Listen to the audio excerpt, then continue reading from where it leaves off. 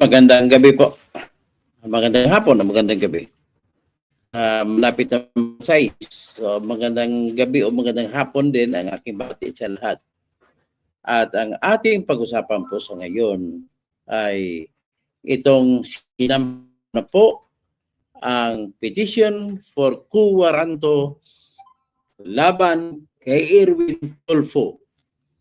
Ang layunin po nito ay para matanggal siya sa Senado. Dahil hindi siya karapat-dapat, hindi siya kwalipikado bilang isa siyang Amerikano. Bastante po ang ating ebidensya na mapatunayan na binigyan po siya ng pasaporte ng Amerika sa ilalim ng pangalan na Eric Sylvester Tulfo na base sa inimbentong certificate na yan ang pinangalan ni Erwin Tulfo sa kanyang sarili bilang si Eric Sylvester Tulfo na hango niya sa kanyang tatay na pangalan na si Ramon Sylvester Tulfo. At dahil po ay nakapasok din siya dahil yan sa birth certificate niya na pinalabas na ipinanganak siya sa Hawaii noong December 30, 1965, ay nakapasok din siya sa US Army. Nakapasok siya sa US Army, siyempre nanumpa siya sa watawat ng Amerika. At nanumpa na siya magiging tapat sa Amerika, magiging tapat sa bandila ng Amerika, magiging tapat sa Constitution ng United States of America. Yan po ang kanyang sinumpaan nang siya pumasok sa sundalo. Bagkus hindi lamang siya ordinaryong Amerikano. Ang ordinaryong Amerikano ay yaong may mga binigyan ng mga pasaporte. Si Erwin Tulfo ay binigyan ng unang pasaporte noong 1991. Na-expire ito at binigyan siya ulit nitong 2001. Pangalawa. Nag-expire ulit after 10 years at binigyan siya ulit na noong 2011. Nag-expire ito at binigyan siya, yung pinakahuli niya yung 2021. So, yan po ang pasaporte niya. So, 2021 at niya sa Amerika, ang passport na yun noong June 27, 2022. Ibig sabihin, ibig sabihin, 31 years niya na ginamit ang pasaporte. So, 21 years na ginamit, in-enjoy, tinatamasa ang pagiging Amerikano. Yung pagbibigay ng malaking social security pension. Kasi ang mga sundalo, pag mga 3 taon na duty, may mga pension na yung mga Amerikano. Ganon po sila katindi. Kaya nga maraming marami sa mga Pilipino nag-Amerikano ayaw umalis mag-Amerikano. Sapagkat po sa pagiging sundalo mo pa lang, pagkatapos mo magretiro, mayroon ka ng tinatawag na monthly pension. Ang requirement lamang, manilbihan ka lamang bilang isang sundalo. So, ngayon, iyan pong ebidensya ko. Siya ay may pasaporte at siya ay nagsundalo. At dagdag niyan ay may kaakibat pa na political dynasty na ako dinugtong sapagkat ang pag niya si Raul ay senador na rin. So, ladies and gentlemen, ang binayad ko po kanina ay 60,000.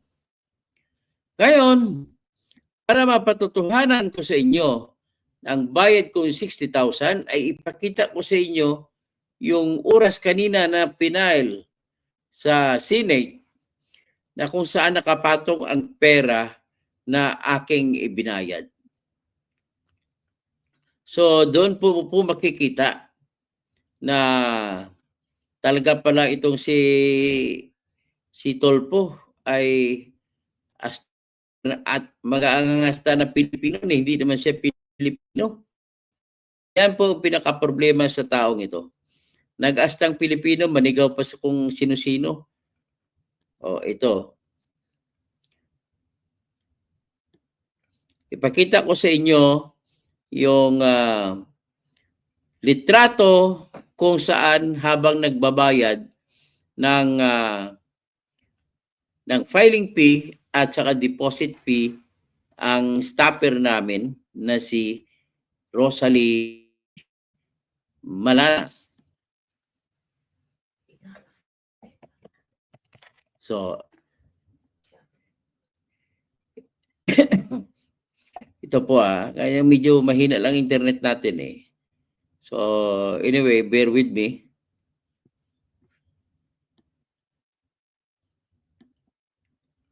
Yan ang problema natin, mahina internet, no?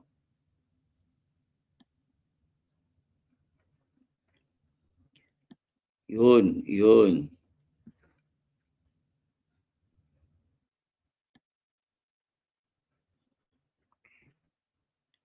Ito, tingnan natin. Yun.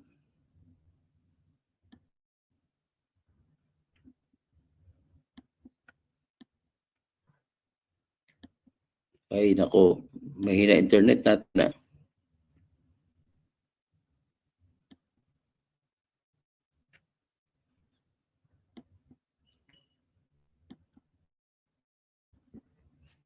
So anyway, pakita ko lang ang first page punto na may tatang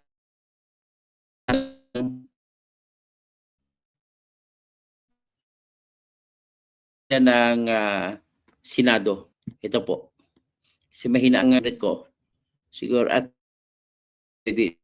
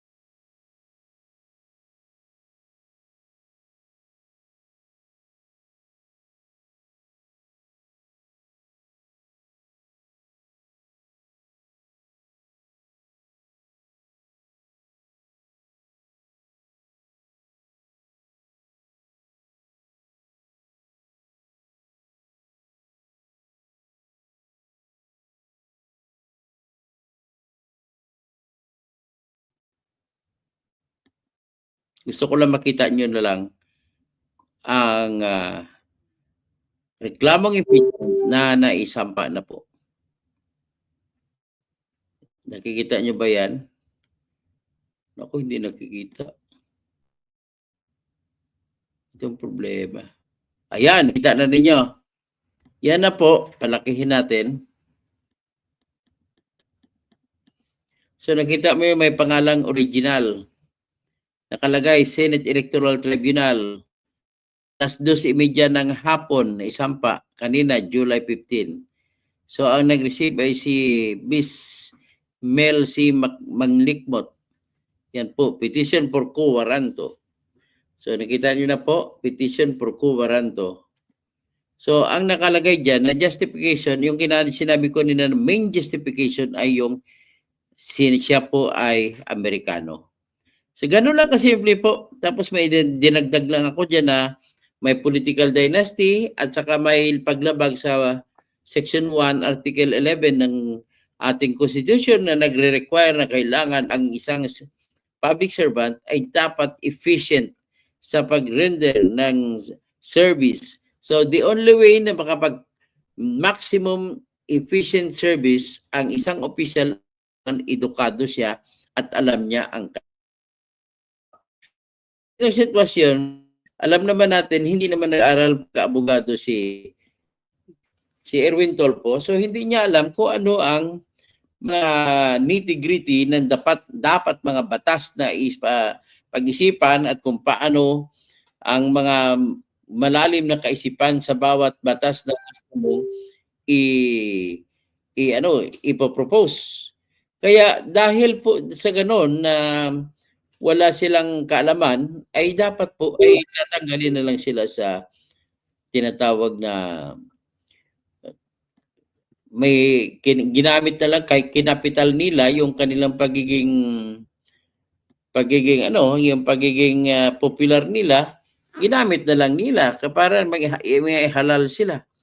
Pero ang katotohanan ng buhay ay sila po ay ang tawag diyan ay ay wala silang alam. Yan po ang katotohanan.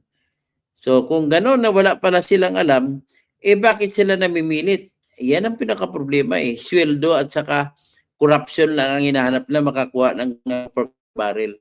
Yan lamang po ang hinahabol nila. O si Mr. Engineer Ernesto Algramada, kumusta po, brother? Oh. Yan.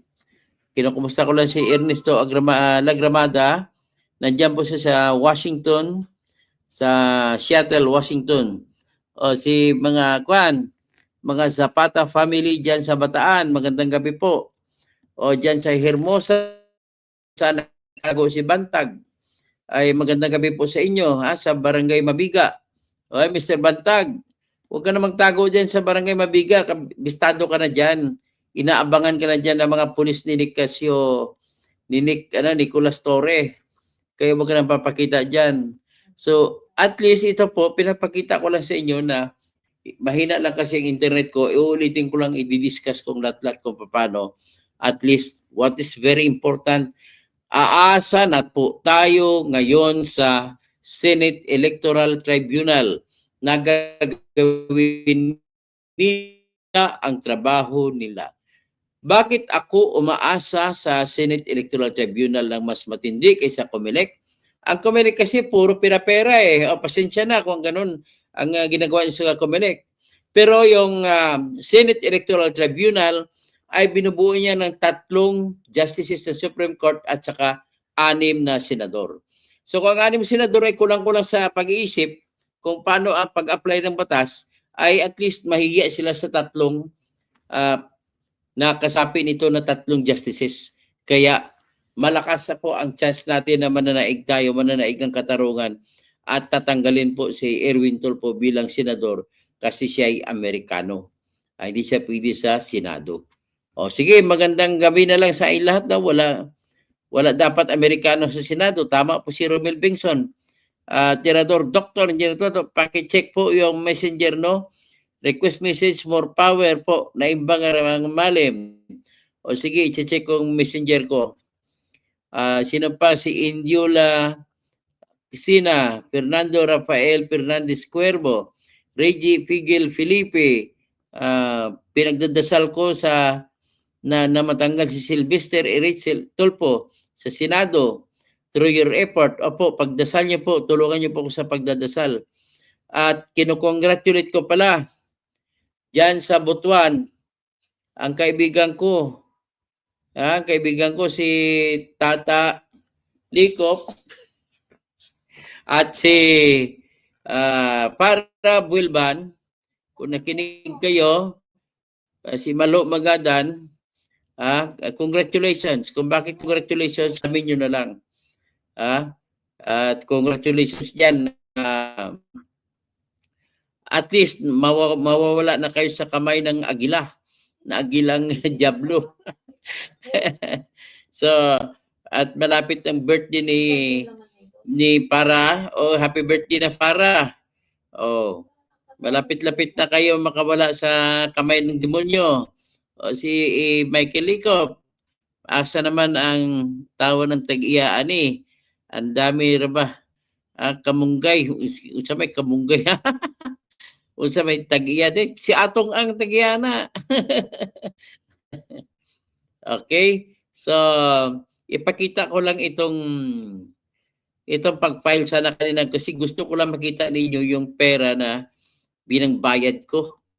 Grabe, ang mahal. Mag-file ka lang ng kaso, ay ang mahal talaga. So, ito, papakita ko lang sa inyo yung sa Senado kanina na yung pagbayad ng aking staff ng pera. Ito po, papakita ko sa inyo. Okay. Hindi ko na papakita yung mukha ng tao, ha. Mukha na lang ng pera. Total ang pera may tao rin. Pero ngayon, yung bagong pera sa Pilipinas, tinanggalan na ng tao eh. So dati, ang pera may tao. Ngayon ang pera wala ng tao. Ito po. Saan ba yun?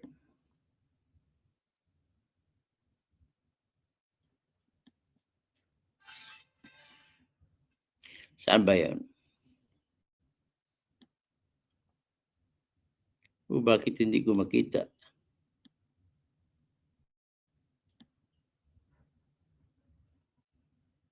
Tingnan ko muna, ha. Babalikan ko po.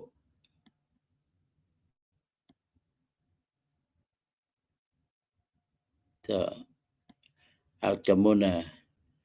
So, itong itatabi ko rito. Ito, mahina lang talaga internet natin. Kaya pagpasensya na muna ako.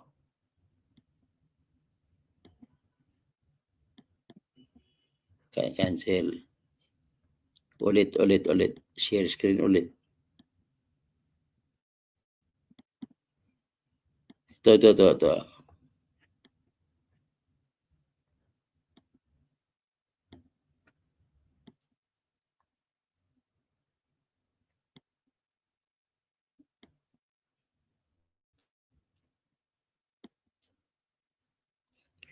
Bakit naman?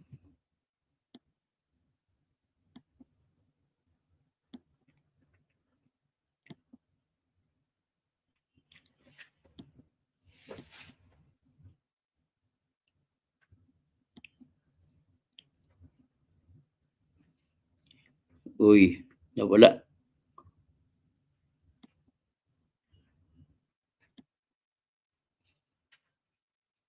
Ako'y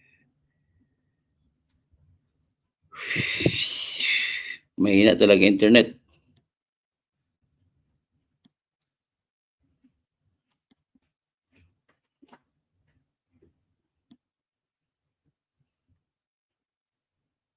So, ulitin. Reload.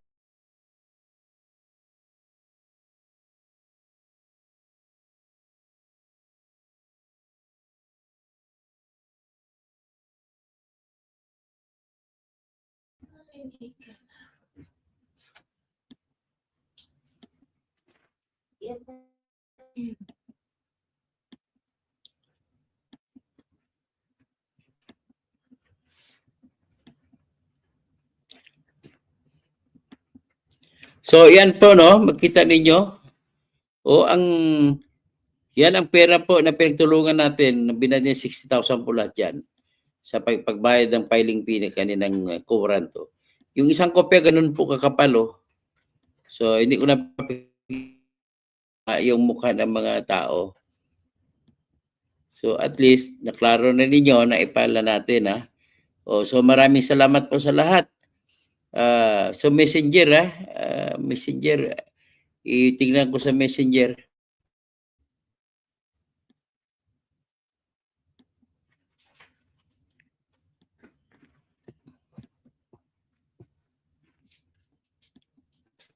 Si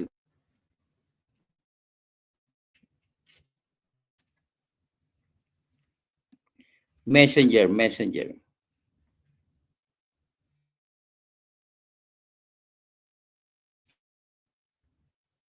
Sana ating internet ay mag-ayos.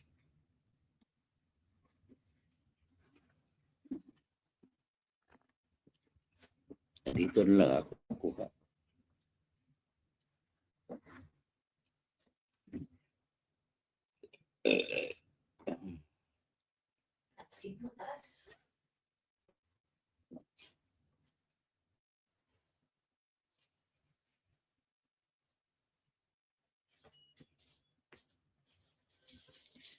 Okay, titingnan ko po sa messenger ko.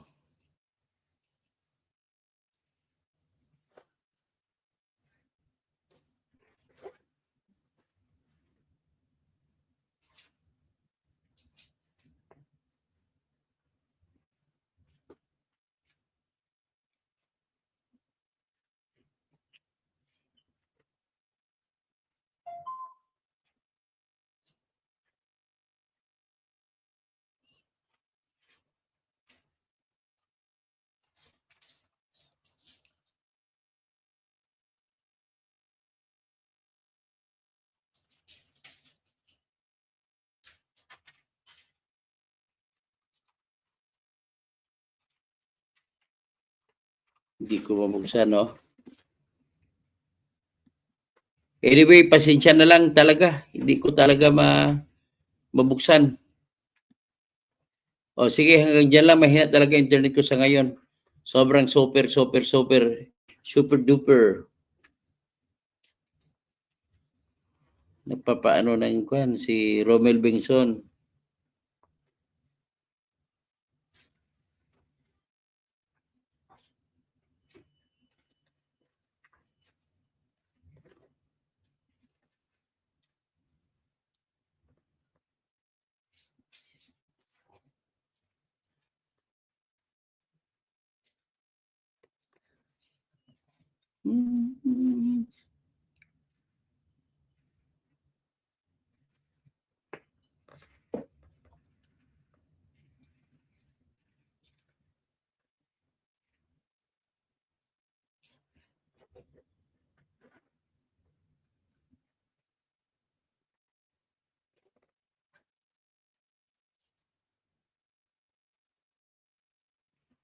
Okay, titingnan ko, no, ang ating ano.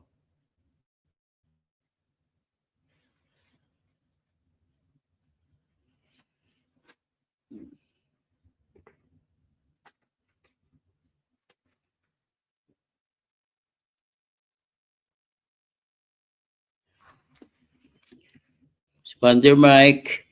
Mag-shoutout na lang ako sa inyo kasi hindi ko talaga mahina internet. Si Greg Ibanez, dapat matanggal sa Senado si Sylvester Tolpo. Bakit hindi naman disqualify? Hindi disqualify ng COMELEC eh. So Wonder Mike, good afternoon Dr. Tirador. Kapag nanalo ka, tayo, kasama din tayo ngayon sa panalo natin. Okay, salamat po. Ganun nga po. Albert Dumalanta, ilang taon hintayin ang resulta niyan, engineer. Malapit bilis lang ito, mahigit isang taon lang. Helen Baguio, ako din po. Nag-messenger ako noon, wa pa reply. Ganun ba? Sige, wala pang Amerikano Senado. Romel Bengson, Tirador, check po messenger. Okay, nag-request message ka pala. Okay. Romel Bengson, spelling ni Romel. Double M, Bengson. Ayun, may kita ko na. Okay, salamat. Accept ko na, Romel Bengson. Itulong po kayo sa akin, sa ating sampa ng kaso. Maraming salamat po. From Don Sir Castro, Okay, Merly Bengson. Okay, mga Tarlac, mga kaibigan ko. Helen Baguio.